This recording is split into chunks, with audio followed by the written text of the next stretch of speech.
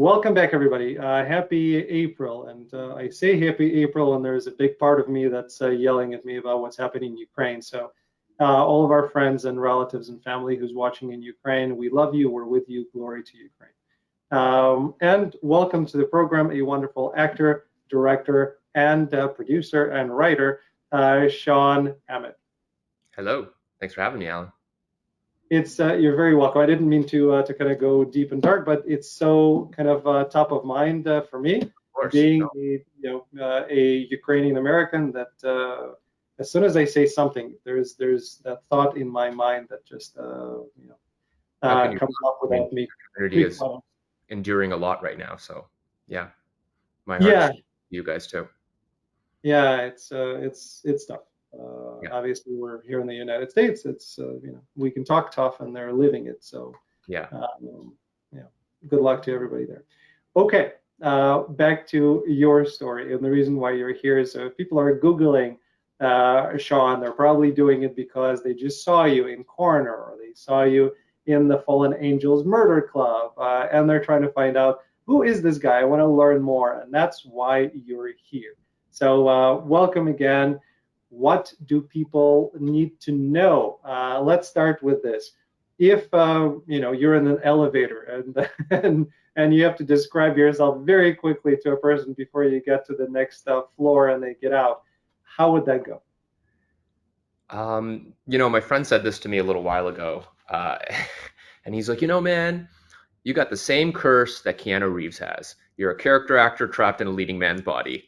And I think that really, and that plays because sometimes I go out for leading men and I'm like, I have no business auditioning for this. I'm not going to get cast. Like, once they actually hear me, get my vibe, get my energy, they're going to be like, this guy's crazy. Like, there's no way he can lead our movie. We need to put him as like a supporting character role.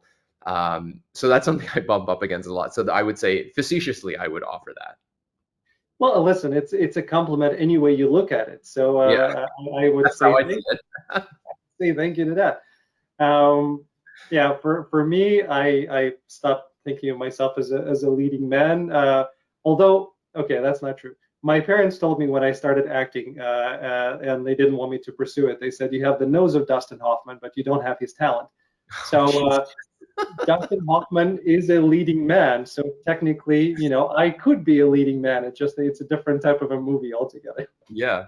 Well, at The Graduate, apparently they didn't want to cast him in that. And then I heard the story like they watched it in like someone's basement before the movie was released and they were like, this guy's not a leading man. He's never going to work. Like, why did you cast this guy? And then the movie was a huge hit and it, like Right. really he blew up. He was already kind of blowing up at that point, but yeah. Yeah, listen, cream rises to the top, and Dustin Hoffman is an incredible actor. So, Yeah. but that's cool, and Keanu is doing really well for himself, and He's doing all right. yeah, he's Yeah.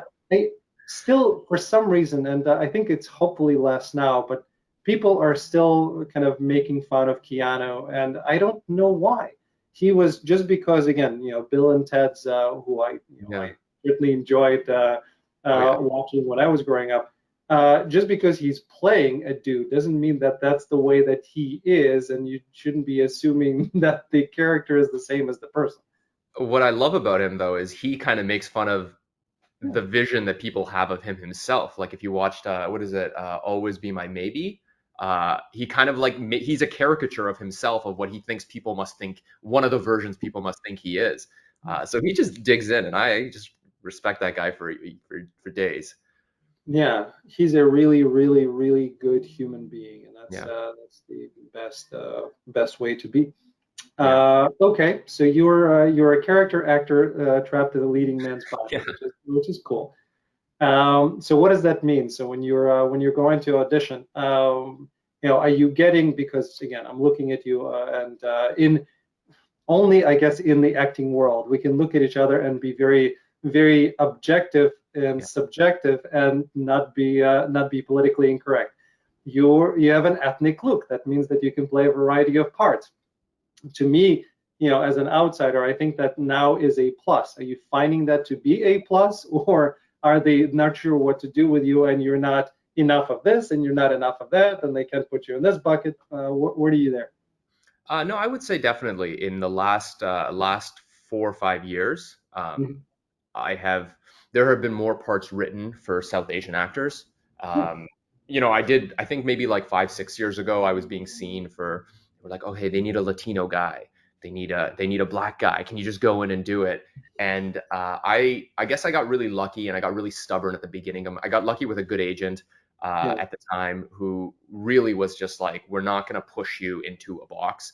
Um, and I was very stubborn about going in for roles that were clearly written for a Latino man. I'm like, I'm not going to go do a Latino accent. There's plenty of great Latino actors that can go do that. Don't make me do this. Not to say that an actor can't. I don't subscribe to this idea that you have to be exactly what it is you're portraying. But I Mhm. think when you're representing a community that has been underserved in media, it is important for the creators and the producers to try to cast close to, because they're going to bring something, they're going to bring an element that another actor that doesn't identify with that ethnicity or background will be able to bring. So I think, yeah, and I think in the last few years there's definitely been a push towards stories around South Asian men. Mhm. Because I think prior to, if I go back to the beginning of my career, the two types of roles that I went out for were either terrorists, or they were like the nerdy, geeky best friend who was like the IT guy at the office.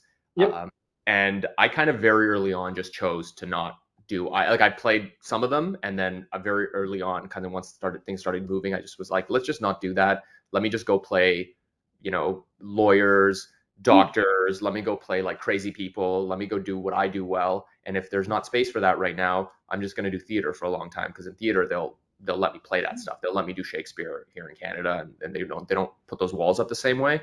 Um, Hmm. so I just kind of, and it definitely probably hurt me at the beginning of my career, but I think now it's just kind of prepared me for what is a much more diverse landscape. Yeah, and thankfully the industry slowly, begrudgingly, but they're moving. And in Canada, again, this is an outsider's perspective, so please correct me if I'm wrong, but it seems that in Canada, uh, there are more diverse projects because I'm looking at the TV shows and Mm-hmm. I'm looking at Kim's Convenience and I'm looking at Schitt's Creek and I'm looking at other shows and certainly a lot of the work that's being shot in Canada, and it seems to have a very good palette. So is it getting really better? Is it more Canadian rather than US, or am I mistaken? Um, I agree to a certain extent that I think the talent pool in Canada, and particularly I can speak to Toronto and Vancouver because I've lived in both cities, Hmm. is more diverse. I think it's just that's who we are as a culture. That's who we are as cities, and that's who we've produced as artists that fill the industry out and crews and all of that. So I think when American productions and Canadian productions are shooting here, they have a wider range to cast from, which is really nice. Hmm. But what I will say, to counter that slightly as well, though, I think like I moved to Vancouver because Vancouver is a television arm for LA. Yeah. It's a lot of that work there, and at that time, that was 2018, so that's just 4 years ago. Mhm. Um, American television was far more willing to cast a diverse actor in a role where maybe they hadn't gotten that space before than a Canadian project was. And I think that really comes down to Canadian projects have always, unfortunately, there's just so much less money and so much less private money that there's just a sense of like safety casting, which is like, let's just cast someone who's done this before, so it's the same people kind of keep getting their looks. Whereas I think American shows where I give them, and American producers where I give them a lot of credit, is they're willing to take a chance on someone who's never done it before. um, Good. Yeah. so I think it's a mixed bag. It's never a clear cut black and white thing, I think. Yeah, it's of course, and Yeah, I'm also thinking Transplant, Canadian yeah, TV show that's doing very, very well, very and well. Yeah, diversity there, including Asian Pacific actors. yeah, yeah. Um, a couple of my friends are on that show. Oh, right. Yeah, same. Maybe the same friends. Yeah, it could be. Probably. I'm referencing, Sujit Varghese. Yeah, He's Sujith and I've worked together many times, actually. I've cast him in some of my shows that I've Mhm. done here in Toronto. I cast him in a short film. He played my father. Yeah, we've crossed paths for years and years. He's someone I really have. He's a real pioneer of the industry, I would say. Um, he was when I was doing it, the dilemma, like I said, the dilemma I had was like, oh man, if I'm going to work in this industry, I've got to be a IT nerd or a terrorist. His dilemma was no one's even going to cast me. Like he couldn't even, and somehow he found a way to persevere. And I think of all the great talents of his generation that never came to light and aren't able to be the elder generation for us now. There's so few, but he persevered and he got through. So yeah, mad respect to him. Sujit is awesome. Sujit, if you're watching, love you. Very, very cool. Okay. So in terms of and again, the issue that American actors have, I say American, US-based actors, have to work with that may be a little different from Canada is that if you choose to do a lot of theater, if you choose to do things, who's paying for your health insurance or who's paying for other stuff? Canada is a little better in that regard because your structure is different. Yeah. But the life of an actor is not easy. I guess we can say that it's constant drama in every perspective. Is it easier to be an actor in Canada, or is it more difficult? Well, I wouldn't be able to do a fair comparison because I've never lived and worked out Sure. of the States. I've worked in the States a bit. I've done some theater in the States actually, but I've never lived as a New York actor or as an LA actor. But I would say I would imagine it's very similar. The real plight, regardless of the real plight actors have here is the big American productions that come bring their stars with them, Yeah. and so we don't get a crack. People of course rise up and get into those positions, but we're not really first choice on a lot of the leading roles for some of these big shows that come through here. Yeah. So that's our struggle. Is it's a lot of like the middleman work that we have to do to kind of stay afloat. And sometimes it feels here like there's not that opportunity to burst forward, which I think a lot of actors feel like they're being held back by a system that is exporting or importing all of their stars. And Canada's in a funny position where we don't have a star system. There is kind of one in Quebec a little bit where French actors kind of, it's a grooming process, right? For some of these things, you have to kind of work through a community and they have to raise you up. And, a lot of things stars have to align, no pun intended, for that to work. And, in Canada, we just don't really have that system. They have it in the UK because I think an ocean separates, the two continents. Obviously, in different countries, language barrier, all that stuff creates stars in different countries. But in Canada, if anyone kind of starts to nip at that, they go straight to the States because they're going to get more opportunities there. They're going to get more chances there at the beginning of their career than they would probably get here. And that's just kind of the unfortunate reality of the Canadian television and film system. But it's changing. It's getting better. Like we're doing a lot of work to kind of address that. But it's tough, right? It's tough. The joke amongst Canadian actors is always like, oh, if you want to work on a big Canadian TV show, you got to go to LA and audition from LA. Like you got to send your tape from LA. So they're like, oh, he's in America now. We got to bring him back. So yeah. Yeah, we've seen the same thing, and me being based in Chicago, it's similar in a lot of ways where we don't get the leading roles. Yeah. The leading guys are from LA or New York, and we're doing more co-stars and maybe guest stars, unless it's kind of a local production. But I think with streaming, it opened up a lot of opportunities for Canadian shows because the whole world is watching and they've been wildly successful. So hopefully that allows you guys to get more exposure. Yeah, absolutely. It's given us a chance. I think the Canadian film and television industry, I'm so proud of us as a whole for what we did through the pandemic and how we kind of persevered and kept sets safe and kept like we locked down for the first 3 months in March 2020, but by July, August, productions were up and rolling and they didn't stop. We never took a break after that. We figured out a way to contact trace. We figured out a way to test everyone and to do it in a way where there were no community transmissions on set and to keep people safe because a lot of it comes down to money. It's an insurance thing. If you lose a day on set, insurance isn't going to cover it if it's because of COVID. So they had to kind of just mechanically figure out a way to mitigate that from happening. And I think they did a really great job here. And I think that was the reason a lot of people wanted to shoot things in Canada. And that opened up a lot of opportunities for all actors in this country. Yeah, and so you're in Vancouver now, or did you go back to I'm in Toronto? Toronto. I was in Vancouver. I moved there in 2018. I lived there on Yeah. and off for about 2.5 years, and then I came back to Toronto at the beginning of the pandemic. Um, and I've kind of been here. I have gone back once. I went back to shoot an episode of DC's Legends of Tomorrow last year Mhm. around this time, and but that's been my only time going back since. So is there, because again, I talked to Toronto actors, I talked to Vancouver actors. I think for me, based on the projects that I love doing and want to be a part of, I think Vancouver is my playground. Yeah. But what have you found?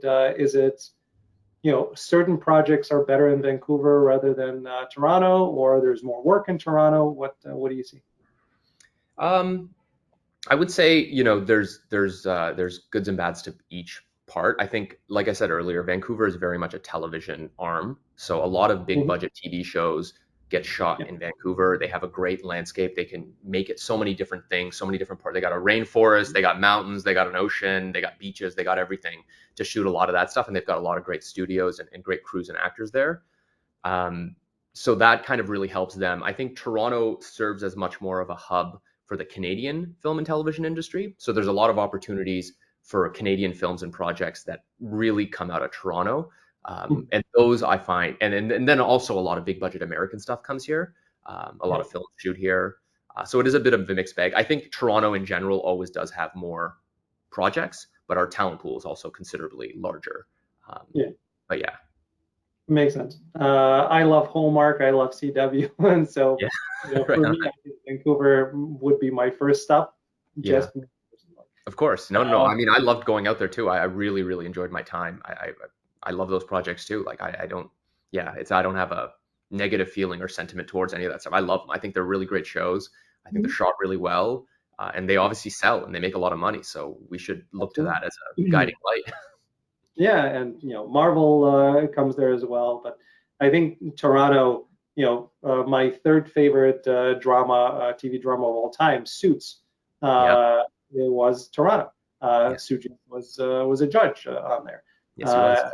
yeah, but if Suits was still being shot, I think my opinion may be may be different. Yeah. But now that I don't have a show that's shooting in Toronto that I am completely in love with, although I think the boys are down in Toronto, right? The boys are here. Yeah. All the Star Okay, Treks are here. Yeah. okay. It would be a tough pull, but I think I'm here, so I don't have a choice. So what drives you again? And we kind of mentioned at the beginning that you're an actor, you're a writer, you're a producer. What is the driving part? I know Sujit says that he's uh, I'm going to misquote him. I think the way that I remember is he said that I am a storyteller. Yeah, I think that's it. Storyteller, and the different ways are just different ways of telling a story, Yeah. from behind the camera, from in front of the camera, or writing it. How do you approach Yeah. I think. Yeah. I would say the same thing. I'm a storyteller. I really love to create. I just love the energy of that. I love what comedy, particularly when I create stuff myself, when I'm behind the camera to create comedy. I think that can open people up to a lot of things. It can open people up to different worldviews. I think once you start making people laugh, you start to disarm them, and then you could start to show different perspectives in a way that maybe otherwise they wouldn't be willing to look at. So I think the power of art is quite strong and quite beautiful, and has been, as long as human civilization has been around. it? And I just love the energy of creating. Like I think what maybe some people don't see is how many people these shows take to make. Like hundreds and hundreds. Like it takes a village. Like so many people have to do so many jobs so well to make a good show. And that energy, when you're a part of a successful team, whether it's as an actor that's a lead or has a huge role, or as an actor that has just a couple of lines, or a wardrobe person, or in crew, in any part of crew, or as a DP, director, whatever it is, like that energy is so much fun to be a part of. Yeah. Um, so I really feed off of that, and I love doing that. I love collaborating with different people, and obviously it's an industry full of crazy people, so it's great to work with them. Which is fun. Isn't I it? like crazy people. I think I love actors obviously there are people in every spectrum who are not good people, but overall, I find actors and creatives in general just the most wonderful people because they're the ones who are most open-minded, they're most self-aware, Yeah. and they're very accepting. So and it becomes a much easier conversation because they're much more open and available. Yeah. I think so much of our job has to do with, uh, regardless of what part of a project you work on, has to do with Mhm. empathy. And I Great. think that just creates people that will be willing to listen, even if they're not going to adhere to what you're saying. They'll be willing to listen. There's that willingness that I think a lot of artists are just very curious people, and they want to get inside other people's heads. And Yeah. I think that creates that kind of atmosphere of like, well, I'm willing to listen to what you have to say. And yeah. I agree. It's very cool. You mentioned comedy. Obviously, we know that you've done drama as well. Mhm. Is there a favorite? Do you like one genre over another? I don't know if I like one genre over another, but what I do like a lot, which I have found myself has been kind of like a pocket that I found myself in, is I find myself being the comedic relief in dramatic shows, and I find myself being the straight man and serious person in comedies, which is very against type of like what the project is and against theme. But I love doing that. I think it's really fun to come in and play the opposite of what everyone else is doing. That's To cool. do a zany comedy and be the heart of that show or that Yeah, project is great, or to go into a very serious show and add a little bit of levity. It's a yeah. it's a great challenge because it's tonally you want to be very careful to not step outside of the world that the creator is creating. So yeah, that would be my answer. A little bit of both. It's fun. I get cast more dramatic roles, Yeah, and I like drama. I don't have a problem doing drama, and I certainly enjoy it. But I'm the goofy, uncle type. So yeah, that's more me. I want to do fun and weird comedy things, and I don't get as many of those. I start actually getting them in commercials. So in yeah, commercials, they see that and they start doing more of it. But in terms of film or TV, you haven't gotten as much of that yet. yeah. So do you again? Do they tend to cast you more dramatic or comedic, and you have to fight for one? I am really lucky. I get to do both. I'm Oh, really lucky. Yeah, I get to do both. I get to walk the line, which is really nice. Yeah, I that's do a mix of both. Yeah. okay. And then if you had to, and this is kind of says about you, but if you had to pick one and you couldn't do the others, as in, producing or acting or writing, and you had to pick one, that it's not had to pick one as I don't have the ability to do the others, but I'm all about getting in touch with who you are and your essence.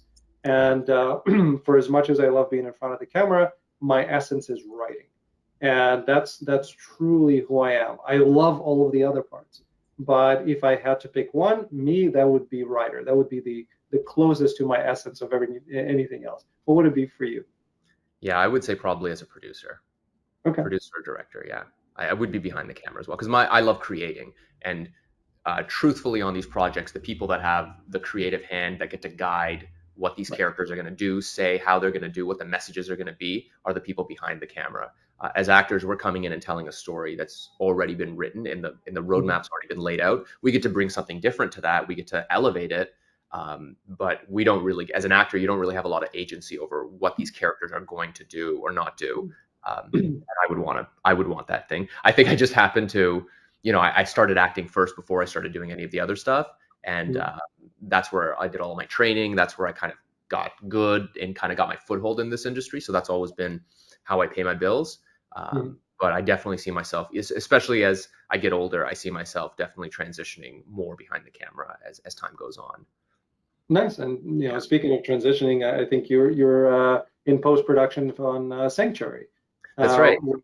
so tell us more about that project. What is it, and when is it coming Yeah, out? Sanctuary. It was written and directed by my dear friend Scott Lever, and we've collaborated on a series of projects. We started a company called Crazy Shirt Productions years ago, and have made several shows. It was just he was bored at home during the pandemic, and he wrote this horror film. And it's kind of like a Get Out esque style thriller where this boxer, goes back home to collect his father's inheritance that's in a in a safe in this house, and he Mhm. gets to the small town and he starts to be like, man, everyone's like really looking at me funny in this town, and he thinks they're all racist, but there's a bit of this supernatural element as we move along. So of course, I help Scott with anything he wants to work on. I'll do. So I helped him as an actor originally. We shot it during the pandemic. Mhm. We went up to a cottage, and the whole thing is shot in one location.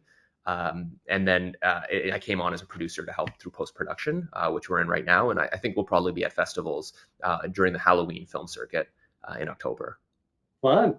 Yeah, Yeah, it's a huge genre, and there are fans who just consume yeah, anything in that genre. So, how do you, speaking of the genre, so the horror or the gore, kind of yeah, let's lump them together, and don't yell at me, anybody. I know that they're different, but how do you like being a part of that? Because the reason why I'm asking, I don't watch those films. I am a scaredy cat. I do not want to be freaked out. These are the types of things that I really don't enjoy. But I think, and I've never been in it, but I think actually being on set and being a part of it from the creative perspective would be a whole lot of fun. yeah. So I'm kind of on the opposite spectrum of like, do you want me to be a part of it? Yes. Do you want me to watch it? No. What have you found for yourself? You know what? Really similar, Alan. Really similar. Okay. I'm not like a huge. I don't watch like it's not my first choice. I normally Right. veer towards like comedies and classical movies. That's kind of where I really love to watch things. Uh, but working on horror films, I've gotten to work on a few now.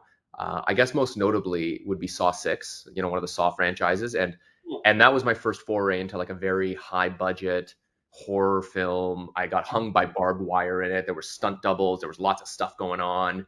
And it's scary when you watch it on screen as the final product. And you go, oh my God, this guy just died. But what the audience isn't seeing is when we call cut, everyone's bursting out laughing after because it's so ridiculous. It's not like Sods is meant for entertainment. It's not exactly like Yeah. dark political subject matters or serious matters where like we need to take what we're dealing with and deal with it with care. It's Yeah. fun. It's craziness. You got a guy that's terrorizing an insurance company. You got like a puppet that's insuring an insurance company, and all their employees are getting killed for various reasons. So like it's fun. So yeah, it is really crazy, and it's quite wild, and it's a lot of fun to do behind the scenes. It's very heavy work. Like all that blood, gore, special effects. It takes a lot of time to shoot those things. So it crawls along as you shoot them, but they're a lot of fun to do. And I'm assuming because the only time where I had to do something that required kind of makeup is a scar that I had in one of the things, and it took a long time to put on. And they were very specific of don't touch this, don't breathe on that, don't Yeah. don't lift the cup with it, use a different Yeah, hand. a PA comes around with a coffee and a straw put in it for Yeah, you. it's very very specific. So I can't even imagine what it would be like when it's barbed wire or all sorts of cuts. Like, did you have they basically sit you and saying don't move until we're done with these? Yeah, and it starts weeks out, right? Like I first saw because I got hung by barbed wire in it. So I went out.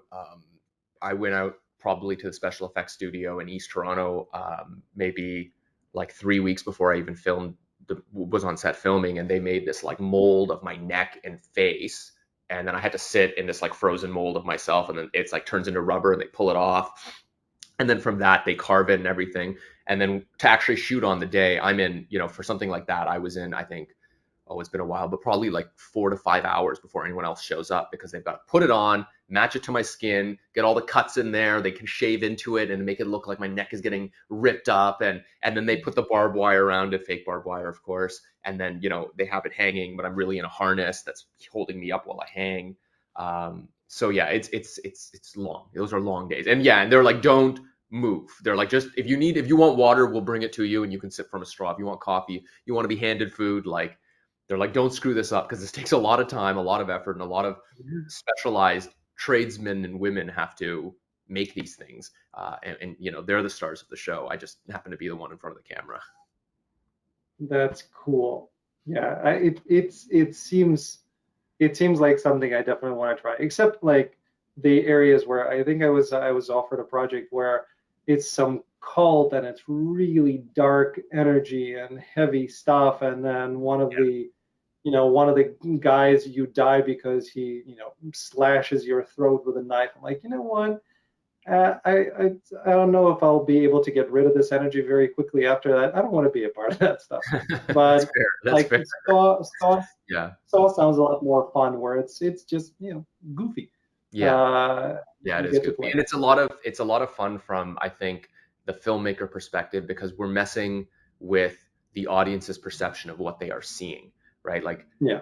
the screen is flat, so you can mess with depth and all of those things. So on a big budget movie like Saw, or something like that, you have lots of money to put special effects in, both pre-production and post.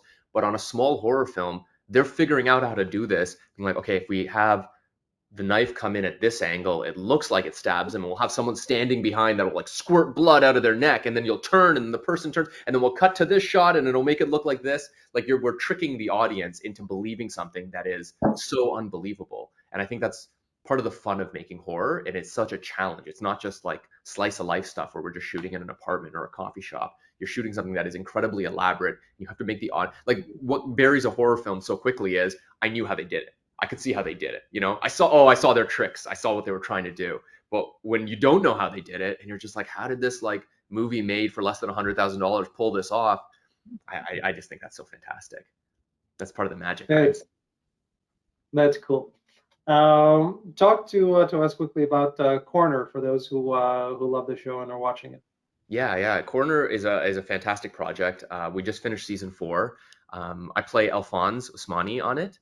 So Surinder Swan, who plays Jenny, who's the lead, I play her assistant in the coroner's office. And as season 4 progresses along, I get intertwined in a romantic relationship with her son, who is trying to start up a food courier business on an app, to kind of as a commemoration of his father, who dies very early in the show. And yeah, the two of us kind of have a love relationship together, while also trying to solve all the cases. And so it's a fun, dark. It's like halfway between like a HBO style horror Mhm. thing, but it's a procedural at its core, right? So it's a really fun watch. Yeah, sounds like a fun project. And what about the just the name alone, Fallen Angels Murder Club? Oh my It God, so much fun. sounds fun. That's what it sounds like. It is fun. What It is it is fun. Fallen Angels Murder Club. So they just released the first 2 installments. The executive producer is Toni Braxton, and she also stars in the movies. Written and directed by Rhonda Baraka, who is phenomenal to work with. Just the best.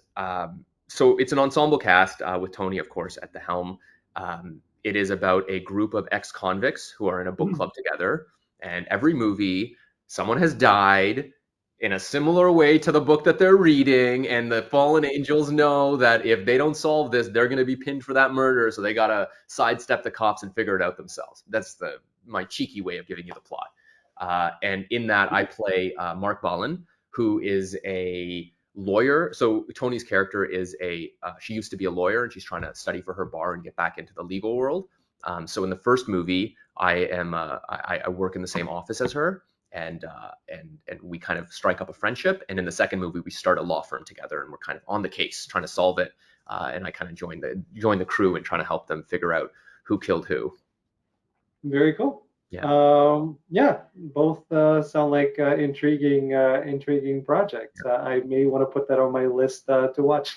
Oh, you should. I haven't. So Fallen Angels hasn't come out in Canada yet, so I haven't actually seen it. But I've seen the reaction on Twitter, and people are loving it. So I'm super excited to watch it. And it was a really fun. That was another show that's like, it's dark in nature, but there's Yeah, definitely levity. Like, a lot of the actors are very funny people.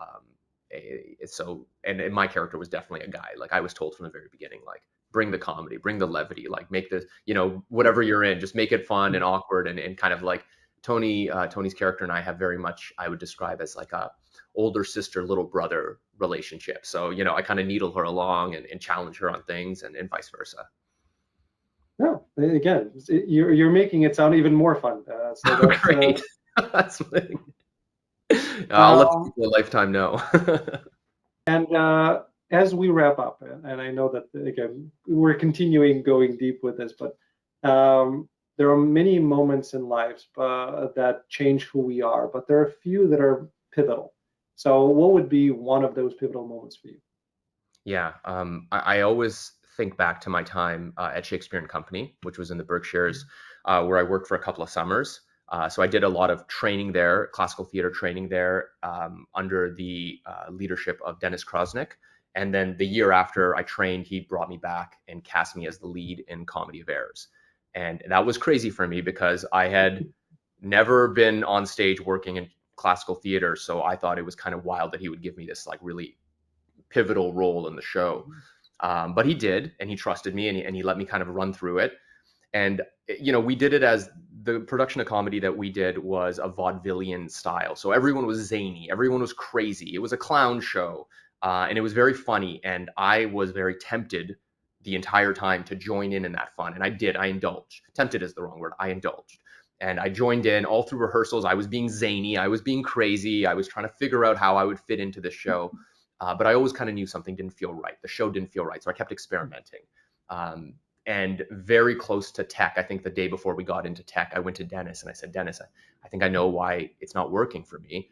And I said, I think I'm the emotional center of the show. I need to be the audience's eyes into the show. I'm their way in. So I can't indulge in any of the zaniness. I need to let it bounce off of me and kind of travel through it. And he goes, yeah, exactly.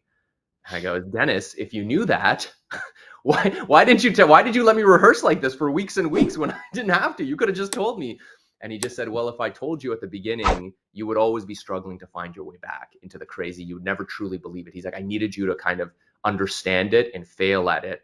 And he's like, and I trusted that you would find it. And I was like, we're a day away from tech. Like we could have ruined the show. And he goes, no, I trusted in you. I knew you would find it. And I always remember what Dennis did. That moment, that show, the run of it is very seared in my memory, because that was the first time a director really trusted me. And that gave me a lot of trust in myself as an artist. And I think back to that time and how he kind of instilled that confidence in me a lot. And unfortunately, Dennis passed away a few years ago, which was very sad. But his impact on hundreds and hundreds, if not thousands, of actors is been so large, and on my career has been so impactful. So I always think about him, and I think about kind of what he gave me in that show. Yeah, that's certainly a pivotal moment. I'm so happy. I'm surprised, but I'm very happy that he allowed you to do that. That's very, very nice. It takes a great amount of courage, I think, as a leader in a leadership role in an artistic endeavor. It takes a great amount of courage to truly trust the other artists, because they're the ones that are going to put it on stage. They're the ones that are going to do the lights or the sets, and to really give that over, you get the best out of people. And I think he got the best out of me, and at the time, for what I was able to give, and that was, it's just very soft spot in my heart for it. Beautiful. Well, Shawn, thank you so much for coming on. I really enjoyed meeting you. I look forward to seeing more of you on screen, and good luck with everything. Thanks, Alan. Yeah, what a pleasure. Thanks to everyone. Yeah, thank you. And thanks to everybody for tuning in into another episode of Let's Dive In. Please go follow Shawn, check out all his projects. They're right below the video. Just click on descriptions and it's all right there. Thank you, and see you next time.